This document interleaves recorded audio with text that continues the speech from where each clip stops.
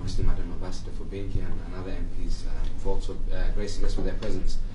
Just as an introduction, Restless Beings, which is our organisation, has for the last 11 years actively been working on the Rohingya community of Burma. And over that last decade, we've had many media houses such as the BBC, CNN, AFP, Channel 4 gain access to the Rohingya in Burma. We've facilitated many think tanks and research bodies like the ODI, being key facilitators for members of parliament or high-profile celebrity types trying to gain access to the camps. We've been a very strong advocate for the British government in terms of trying to provide policy changes so that we can look at this situation in a better way. And as well as doing that, we've also been a humanitarian organisation. We've distributed about 600 tons of aid and assisted about 140,000 people in the last 18 months since 2017.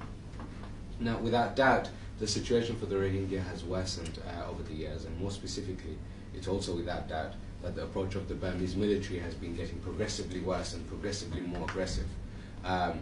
What's also without doubt is that the notion of what we call an international community till now has not really addressed the situation with success, and perhaps probably more realistically, it's been quite impotent in its approach and its response thus far. As an organisation, Restless Beings, we exist in a kind of space between human rights advocacy, defending, and humanitarian action. And it's from the voice of an activist that I would like to speak today. I was asked to give an update on the on-the-ground situation in Bangladesh.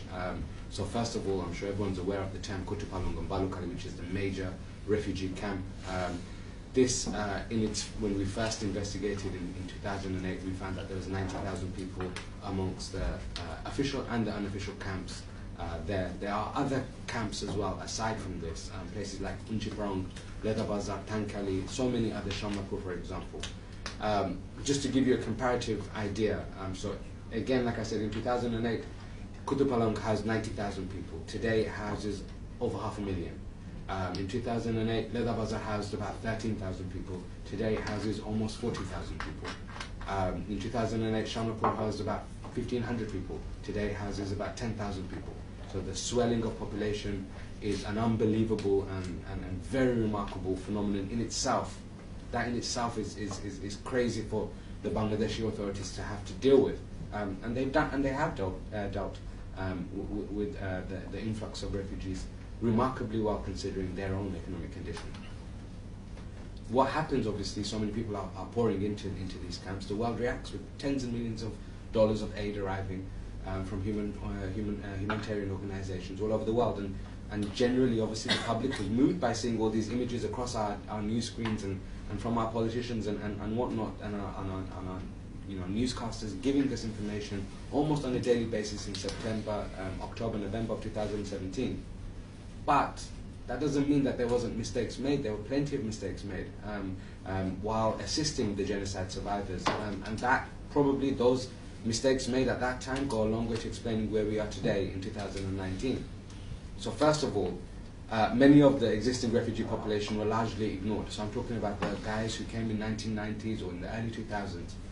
Those people who made up the refugee population prior to the 2017 population, they were largely ignored. So for example, in Kutupalong, we visited some communities in 2015, and at that time they had 5 meter by 4 meter huts.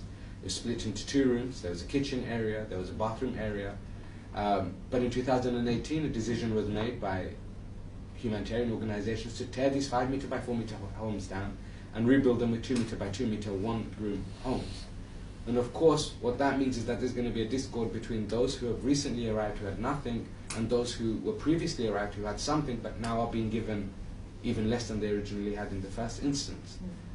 In Shamapur, for example, we found the new arrivals had received UNHCR emblazoned thick material for tenting, whereas the existing population were relying on kind of like black plastic thin bags that we use for throwing away our garbage here.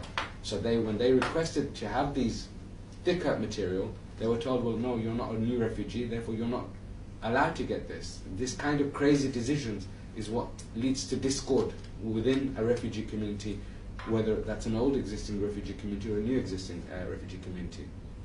This kind of mismanagement happened all over the place. On on a political level, as months passed by, Burma and Bangladesh, of course, agreed a repatriation deal. And it was agreed actually in November last year for that repatriation to start. We were actually in the camps at that time. I remember meeting a man, and he had run away from the Unchikan camps that he was originally from. And when we encountered him in the forest. We were literally making our way between 2 points. So we were not on the road, we were kind of walking through a forest. We encountered this man. He'd seen that we were interviewing people along the way, and it's very, very rare that a Rohingya person wants to come and have a camera pointed at them and that they want to say something. But this guy was waiting in line. You know, after we finished everything, he was like, "Are you going to talk to me now?" So we spoke to him, and we didn't have to say much. He just didn't understand why his parents, his wife, his children were not being forced to go back to Bangladesh, but he was. And here's the crux of the issue. Up until now, whether we're talking about relocation or repatriation, whether we're talking about dignity of aid or anything else, no one, not the Bangladesh government, not the Burmese government obviously, not the UN, any of its bodies, any third government, any humanitarian organizations of any real credibility, ever asked the Rohingya, what do you want? What do you need? What is necessary for you? And so therefore what we have is we have a situation where we are assuming as an international community, therefore, I say international community because I don't even believe in that notion, but as an international community, what is right for the Rohingya people? And we have never even made the first attempt to ask them themselves. And the diaspora doesn't count. I don't mean any disrespect to brothers Naisalun and Tunkin and others. We're talking about the people in the situation right now. Unless they have a seat at the table, all of our discourse is impotent. It's not even necessary. We can't decide people's fate without their input at the very first instance. Moving on to Bhasan Char, which is the island. So the Bangladesh government has built 100,000 structures for 100,000 people there. Guess what? They didn't consult the Rohingya there either. So now we have an island which has changed shape 8 times in the last 15 years, which has had millions of dollars invested, 100,000 homes have now been built, but no consultation to the people who are going to eventually live there, the Rohingya, was taken. So of course you're going to get some sort of rebuttal from the Rohingya community, but also from humanitarian organizations who are going to say, this is absolutely crazy. How can you take 100,000 people, which it's a minimum of a 1.5 hour boat ride away from the nearest kind of humanity. It's 12 hours away from the rest of the Rohingya community in Cox's Bazar. I mean, we're sending them to an absolute wilderness with no idea what's going to happen this monsoon season. So without that consultation, again, we see bizarre decisions being made. This is a double displacement. So we're now saying that the Bangladesh government will now displace these people away from their Rohingya refugee community camps in Cox's Bazar now to somewhere else. So if we're going to use the terms of law and we're going to use the terms of humanitarian organizations and human rights words, it's double displacement, and it's enforced double displacement. This is not a displacement that is required, it's not necessary, it's something that we have almost volunteered ourselves into. It didn't happen, the repatriation didn't happen in November 2008. In October 2018 there was also supposed to be the first people going to Bhasan Char. That didn't happen. And that's because of the pressure that the international community, whether that's human rights organizations or governments or politicians and journalists, standing up for what's actually right and saying, no, this is not correct. But what we've also seen is that countless times that the Rohingya themselves inside the camps have actually organized. We say that the camps are closed at 5 p.m. Anyone who's been to the camp will know that. 4 o'clock, 3:30, 4 o'clock, you have to leave. At 5 o'clock the camps are closed off. But after 5 o'clock, obviously there's a level of organization, because whenever there's a high-profile visit from someone from the UN or someone from the EU or some member of parliament or some celebrity from some place, there's always a joint response. There's always seems to be some sort of action. So that can tell you, and I can personally vouch, I've personally been there post 5 p.m., I can personally vouch that there is organization. And it's that self-organization, that self-resilience, which should encourage everyone that the Rohingya voice, the agency of their voice, should be brought to the table. We keep saying that they're, an unlearned people, they're fishermen, they're rural people. But how do they organize in that case? They obviously have the capability, right? So we should not patronize them in that way. We should bring them to the table because it's their seat which is the most important seat. back to the notion of Bhasan Char, I'm going to finish, but I just wanted to say this. It's imperative that the Bangladeshi plans of relocating, or perhaps correctly, it's kind of like forcibly removing 103,000 people next month is touted to happen in April 2019. We need to challenge that sufficiently. There can be no doubt that the island is not fit for purpose. That is if the purpose is of housing a refugee population. But if it's a purpose of sending 100,000 people to a part of the country so secluded that they can be forgotten about, okay, it's fit for that purpose. If it's for the purpose of sending 100,000 people as an experiment to see what happens when we take an island and build some, defense, flood defense walls and whatnot, yeah, okay, it might be fit for that purpose as well. It may also be fit for the purpose of maybe generating income for further development of other islands, so that other islands, in Bangladesh, which is a country obviously challenged by climate change, maybe that is fit for that purpose. So in terms of actually looking after human beings, looking after refugees, it's totally not fit for purpose. It's fit for purpose when British designers and Chinese contractors and Bangladeshi Navy have designed, planned and implemented this island to look like a modern day slave island. But it's not an island for refugees. It's not an island for genocide survivors. It's not an island made out of compassion. I call on the members of European Parliament who are not here, but for anyone who's watching, Madam Ambassador as well, with the leverage that you have, other governing structures, academics alike, activists, legal professionals, and everyone else to join Ask Restless Beings in writing an open letter to the Bangladesh government to rethink its strategy in Bhasan Char. I don't want us to tell Bangladesh what to do, but it should at least rethink its strategy to a certain degree. It's shown Bangladesh, it's shown remarkable leadership up until now. It's shown remarkable compassion up until now to actually handle this genocide, especially when we look at Europe, when we turn our borders away to people arriving from Libya and Syria, whether it's the US turning its borders away from its own issues that it has. Let's not go into that because that's another one-hour discussion in itself. But Bangladesh has done remarkable up until now. It's actually not fitting with its character over the last 18 months to send 100,000 people to this island. It's not fitting with its character of the last 18 months to say now we're going to close the borders off, because it's been not one of the compassionate countries, it's been the only compassionate country for the Rohingya so far. It's not done well, it's done the most it can do. But that doesn't mean that we shouldn't challenge it further. We shouldn't just because get lost in that congratulating and not be able to be a voice of reason, for this. And the island experiment of Bhasan Char definitely needs to be thought about again. I want to kind of close up, so I'm just going to say my last I had loads more to say, Zani, but I'm going to close up a little bit. I just wanted to say the Bangladesh government obviously has made questionable decisions, such as the failed repatriation deal and the unthinkable relocation to Bhasan Char. But that's only has happened because other more powerful countries, other more powerful agencies, bodies like the EU and the UN have not said enough. And that's what that does, is it's reaffirmed Myanmar, Burma's position as being a genocidal state because they have not been challenged.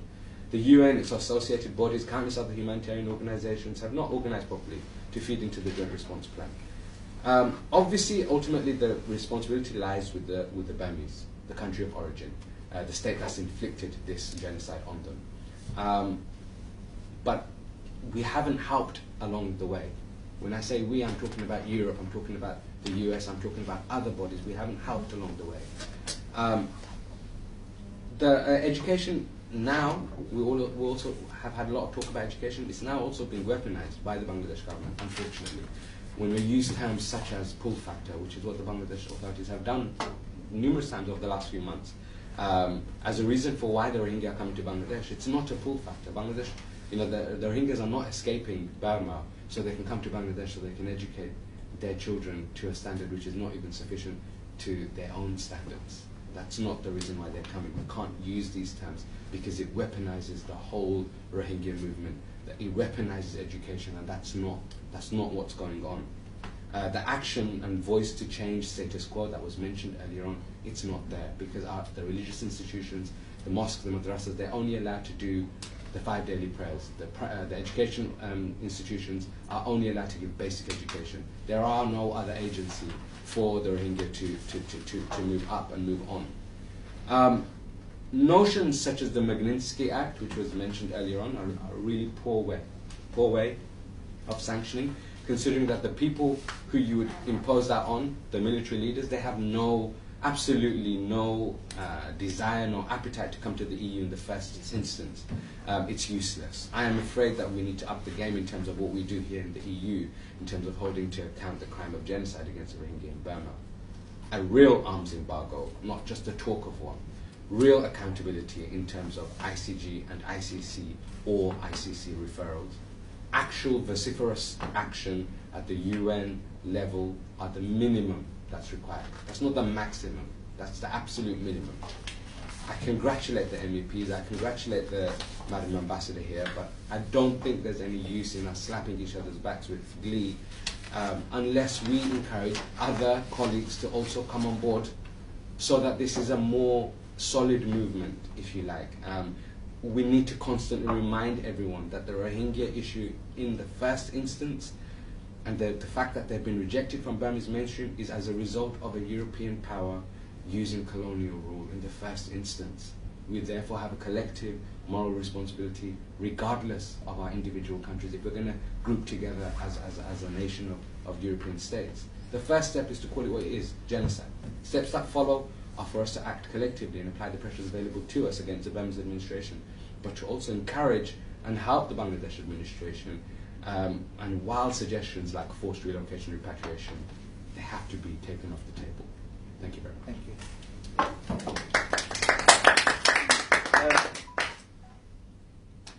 Brother, you took quite a bit of time. I'm so sorry. So can I give the floor to Doreen, and then she can cover the criminal responsibility of...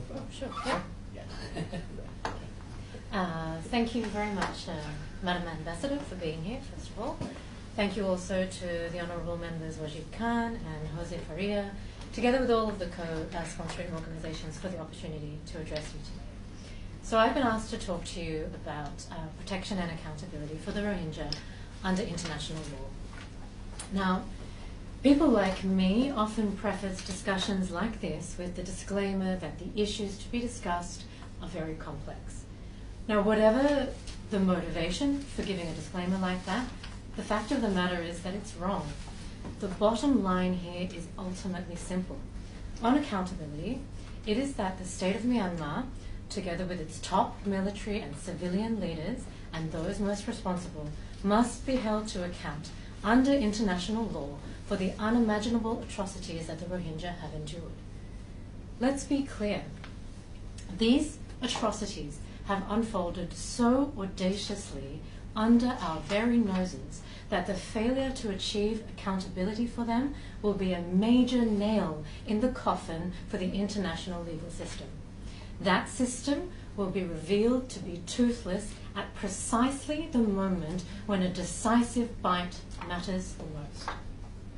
On protection, the bottom line is equally straightforward. Rohingyas' fundamental human rights need protecting. And why is that? Because they're human beings.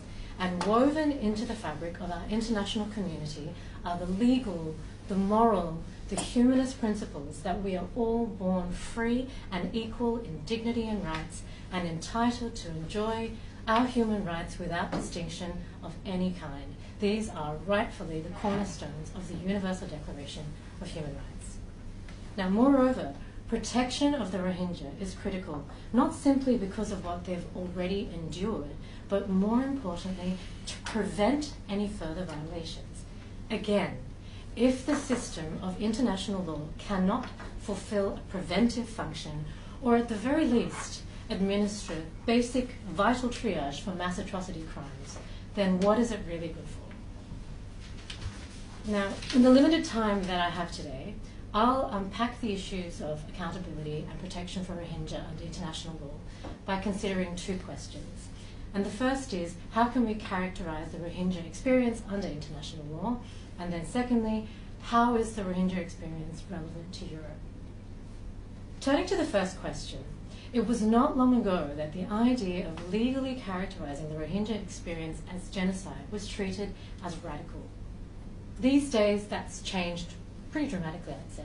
So much so that today, the activists and scholars that you've already heard from, who've argued for a characterization of genocide for many years, have now been joined not only by the Independent Permanent People's Tribunal for Myanmar, as well as some corners, not all, of civil society, but strikingly also by what we would call typically establishment entities. These include the Special Rapporteur for the Situation on Human Rights in Myanmar, Yang Lee, and the Independent International Fact-Finding Mission on Myanmar.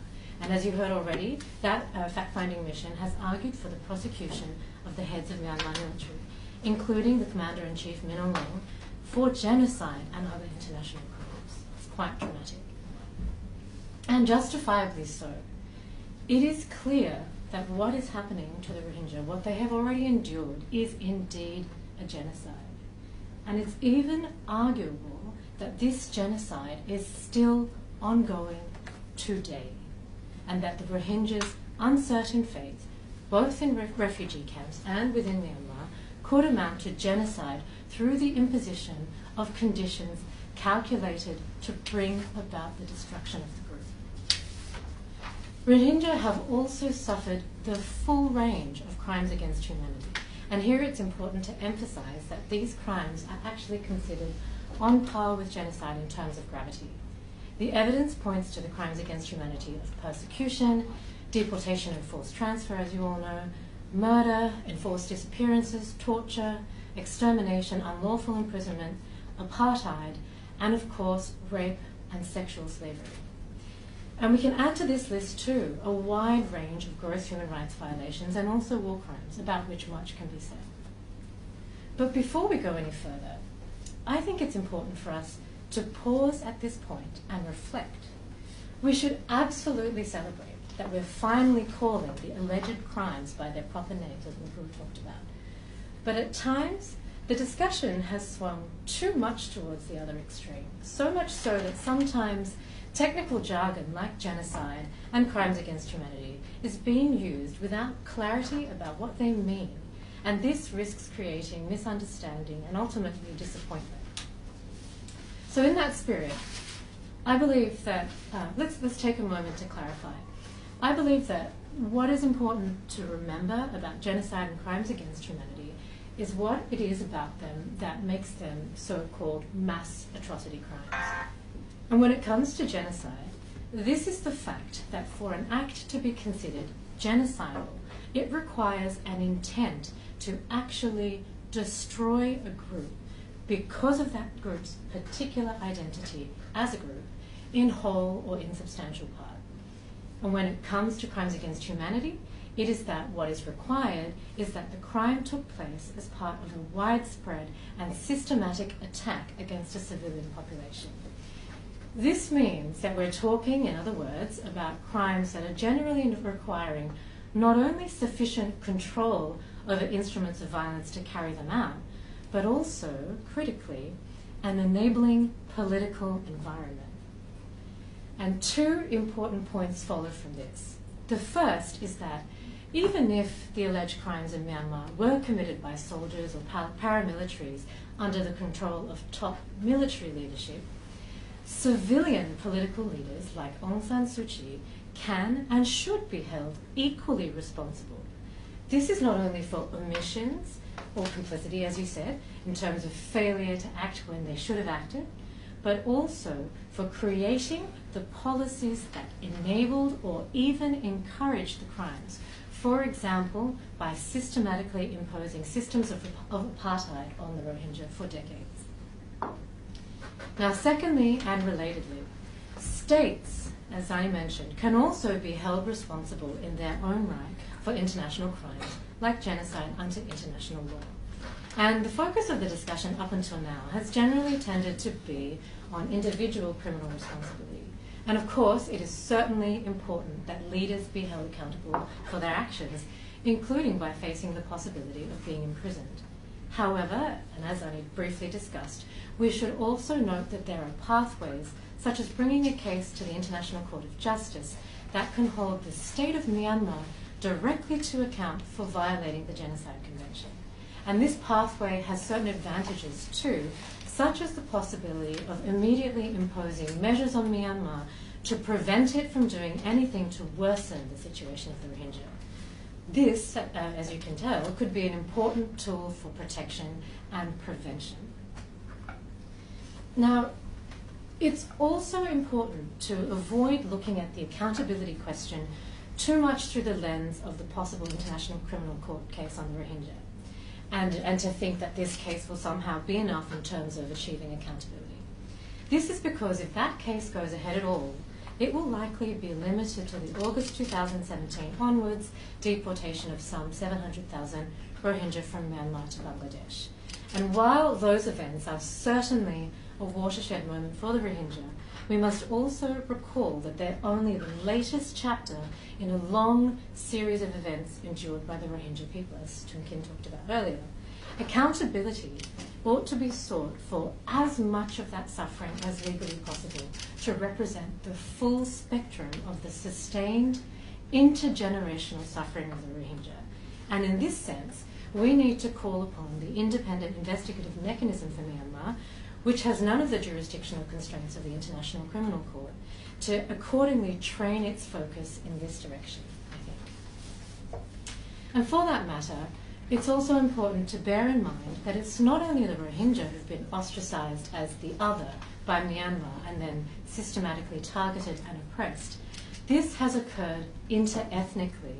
So while we should absolutely always advocate for the Rohingya, we should equally support accountability and protection for other ethnic groups in Myanmar who also suffered, including other Muslim groups, and the Kachin, the Shan, the Karen, among others, and in full solidarity. Now, with the remaining time that I have, I'll just turn briefly to look at that second question, which is how the Rohingya experience is relevant to the European Parliament and to the European people. Now, we talked about the fact that Europe isn't directly responsible for what's happened to the Rohingya, but it is true that Europe is nonetheless at the epicenter of the Rohingya experience in one key sense. And that is that it was primarily the European experience in World War I and World War II that gave birth to the modern international system through which we're seeking accountability and protection for the Rohingya at all.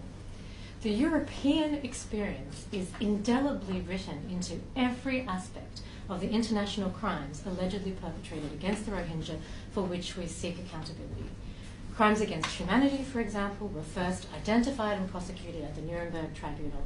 The crime of genocide, as you heard, was born specifically out of the events of the Holocaust. The shape of war crimes was also fundamentally redrawn following these two total wars. Similarly, the Rohingya's fundamental human rights that we strive to protect may have been enshrined originally in the Universal Declaration of Human Rights, but they were first properly fleshed out in detail in the European Convention for the Protection of Human Rights and Fundamental Freedoms. More importantly, they are the foundational values, as you heard the MEPs mention, that underpin not only this European Parliament where we are today, but also the project, the very idea of Europe itself, which is built, officially at least, around human dignity, freedom, democracy, equality, rule of law, and human rights. Now this matters because this legacy means that Europe and the European people not only have the unique opportunity, but arguably the moral imperative to take a strong position in terms of accountability and protection for the Rohingya. And this is acutely important when we note that the moral leadership vacuum on the international stage is unfortunately rapidly expanding, and it's fanned in particular by the current President of the United States and other leaders cut from the same cloth. Now, in the event that Europe has momentarily forgotten its painful past, the Rohingya experience can also serve as a timely wake-up call. For what has happened to the Rohingya is the cautionary tale and the textbook example of what inevitably happens when you allow political fear-mongering, xenophobia, and Islamophobia to run rampant. Sentiments that are steadily regaining traction here in Europe and elsewhere as well, including, sadly, in my own home country of Australia, as the tragic mosque shootings in New Zealand last week by an Australian make painfully clear. Now, as you've heard from many panellists, it's too late to speak of never again in the case of the Rohingya, but we can still seek accountability for what's happened. We can still protect the Rohingya against any further violations, and we can still try to prevent this from happening again, whether to Rohingya or anyone else. Europe is particularly well placed to demonstrate moral leadership by throwing its full support behind those efforts, and we urge you to do so. Thank you very much. So we have maybe 10-15 minutes before the yes, perfect time. How do you know? So we are just about to have a discussion and a small group, and so Great. yeah. So what we have covered so far is the pathways to different types of international accountability that the European Union and other bodies should explore, because they have the teeth to bite rather than more statements and resolutions, and also holding individual perpetrators in leadership position accountable is crucial, as Doreen pointed out just now. Because if we don't do that, we simply send the wrong signal to future perpetrators that you can commit this crime on this magnitude and get away. Yeah, and also it actually every one of us who believe in the norm-based, rule-based international system should be acutely concerned if the accountability is not pursued, because, as Doreen put it, it would be basically a final nail in the coffin of international, judicial and justice systems. And then Brother Mabra spent a lot of time talking about, the mistakes that Bangladesh government is about to make. And Bangladesh has been basically a model society, a model government. We know that Hasina's government is problematic on the human rights front in terms of its crackdown on opposition and human rights, and so we don't need to be polite when a government, whatever the name of the government, is engaged in verifiable violations of the rights of citizens to organize and to oppose, to peacefully try to change the government. But despite the fact that the government of Sheikh Hasina has won justifiably international praise. It is widely admired around the world. Why would they want to squander, the moral leadership that they have, built themselves? And the last thing, the Prime Minister of Bangladesh wants to do is basically repeat Aung San Suu Kyi's behavior. Yeah, and fortunes change so quickly when public figures make irreparable damage to their own reputation, and Aung San Suu Kyi is the classic example. So I think what we want to appeal here to the European Union as a donor is not to be polite when 100,000 Rohingyas' lives are at stake. And also, I think Dhaka is asking the United Nations and the donor countries to fund this relocation. And the cost is the cost of the constructing this island. That Yang Hee Lee herself, who I've never been there, Yang Hee Lee went there. She questioned the how fit the island is for habitation, and if anyone who has been to any concentration camps or military barracks would know, the island resembles more like a concentration camp than anything else. And a friend of mine, a Bangladeshi, had a Freudian slip when he said, "Oh no, we will be treating the inmates well." Yeah? So it sums up the essence of this, and so I think I'll stop here, and I think there are a lot of issues to unpack. And I think it will be good to hear from Madame Ambassador in terms of the OIC's latest move on the ICJ. There is a unanimous resolution that OIC will pursue the ICJ pathway, and it will be grateful if you share some thoughts. Okay. Are we going to listen to Ms. Begum, or you want me to? I'm not presenting today. You are not? No.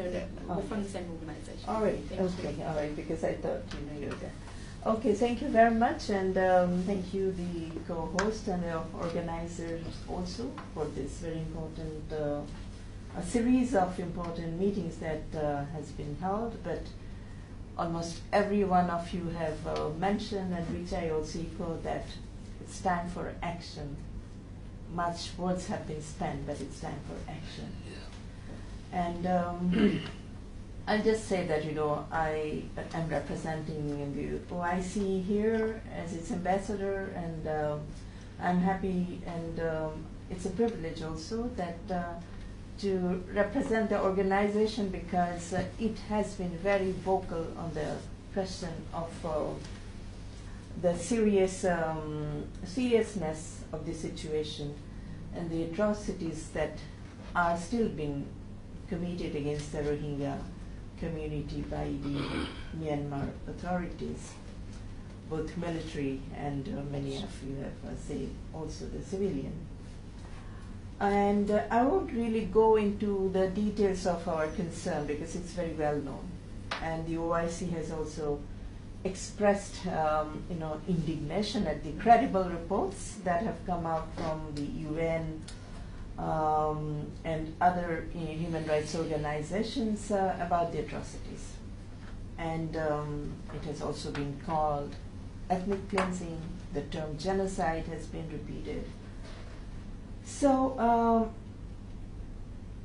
just to come to your question, I would say that the OIC believes that the restoration of peace in the Rakhine State, and before I mention that, I would also, as you have Mr. Zanni mentioned in your beginning about the interfaith kind of peaceful dialogue and interfaith coexistence, it's the importance of it.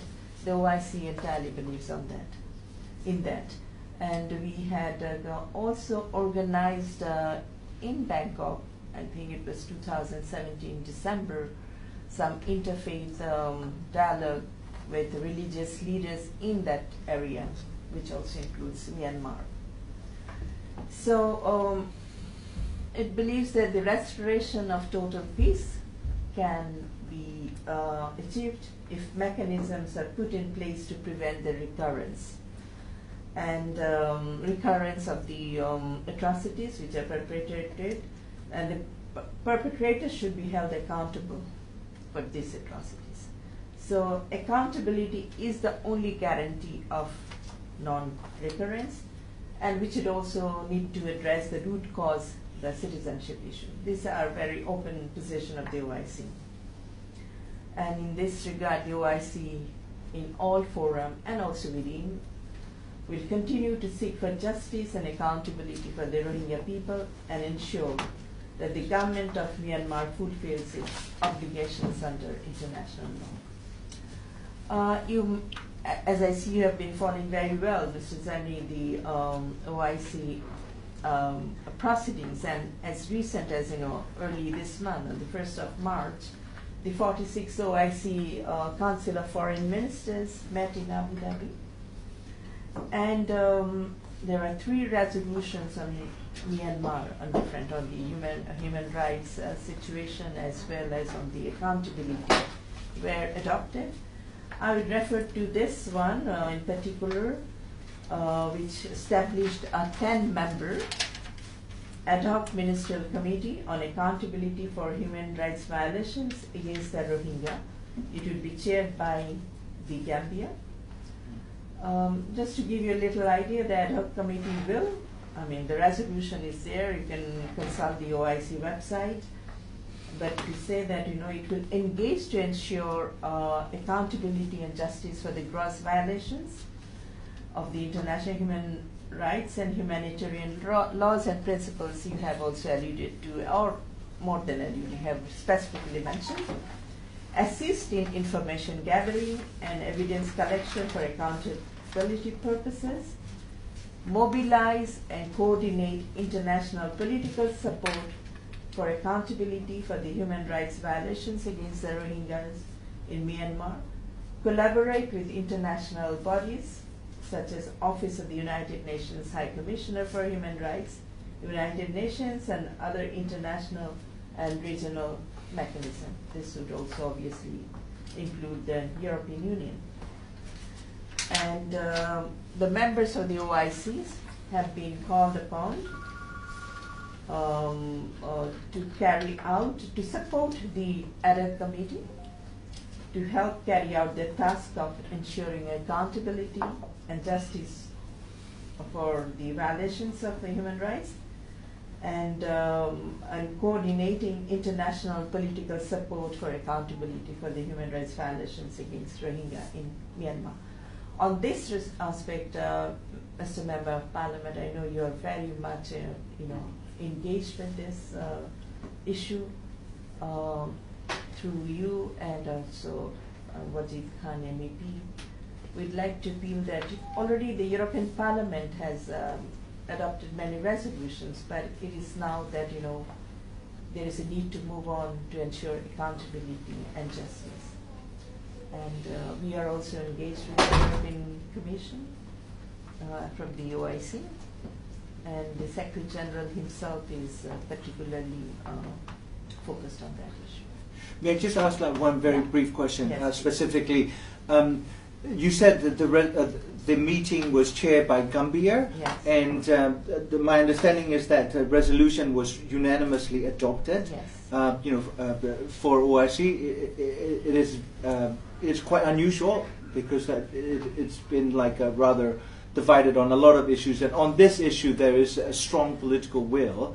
How far do you think the OIC will basically mount a legal challenge to Myanmar using the Genocide Convention, and who will be the leading OIC member states? In other words, we want to be supportive of this move, and we're on the same page, and so that's why I asked this question. Well, the first is that it had been chaired by Gambia because the proposal to have such ad hoc ministerial committee came from Gambia in the Dhaka CFM last year, and following up on that, a meeting was held in Banjul, and then the report came to the CFM only in March.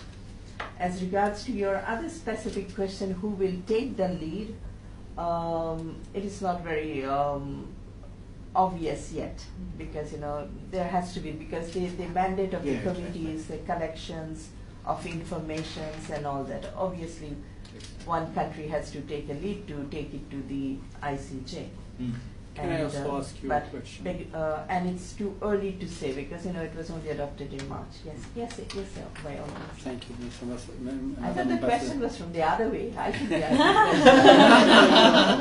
this is a free exchange of ideas, and I think that's how it should be.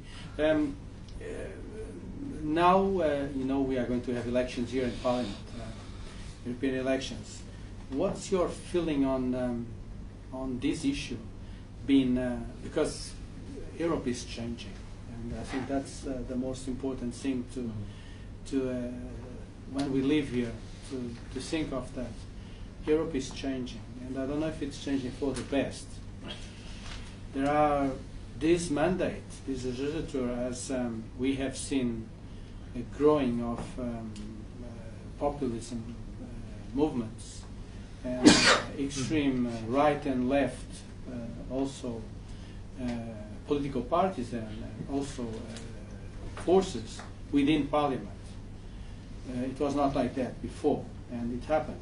And luckily, the extremists are divided. Because if they were not divided, then we would have a bigger problem here in Parliament.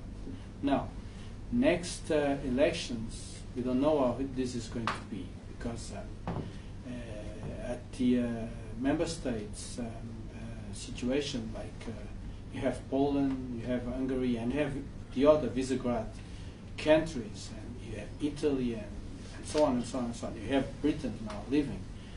There's a big impact on European policy and worldwide that can influence it. And in this particular issue with the Rohingyas, that's what we are discussing here. How do you feel as a representative of OIC? How do you perspective the next mandate, the next legislature to be? Will it be, because you had an interlocutor here in Parliament, for instance, Wajid, he might not be here. I don't know if I will be here or not, but do you think that it's a bit, as I said before, a bit of frustration also that we end a mandate and we haven't managed to end some of the things that we wanted to end, like for instance to have a better commitment from the European Union as a whole towards Rohingya, Venezuela the same, and Nicaragua and so on. There's a lot of issues that are still open and that will be left for next Parliament. Do you believe that next Parliament things? What's your perception of how things will be with next Parliament?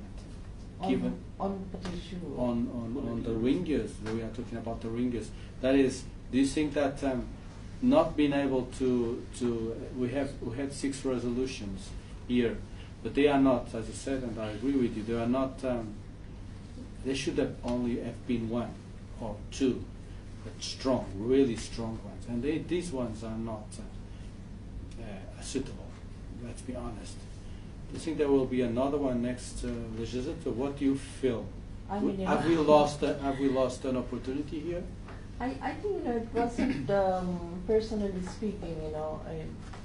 You have raised issues that cannot be. It is very debatable, and it's not only one issue. But you're talking about the composition and makeup of a future European Parliament. But the European Parliament, there you will continue to work. You did mention that some of the real proponents and die-hard supporters of the Rohingya cause may not be there, but I'm sure those who are advocates, lobbying in that sense, not paid lobbyists, but the moral lobbyists, would continue to focus on the future Parliament of the European Parliament, and we do hope. The OIC do hope that there will be opportunities for more engagement towards meaningful and effective action on the ground, because much water has flown, and there needs to be action. And I'm not going to comment on the about the populist thing, but this is fact. Yes. I mean, we all read and we also see that that is very unfortunate. That would also be for the European taxpayers to talk about, not for me, because they are the one who will elect in the final analysis. So who they elect to that body to represent them, it is for them to look out, and we hope that you will be re-elected. Thanks. But the thing is that the danger is there. That's what I wanted to say, and it's a pity, and that I agree with you. It's as far as I can go in that sense, is that I think we have lost an opportunity, honestly, because I hope these conversations are not. Transmission. Are you doing it? We are on live. Would you like us to close? Yeah, shut I mean, it down? these We are, are Yeah, so we can have offices, we turn it off. Yeah. Then we can have a more private conversation.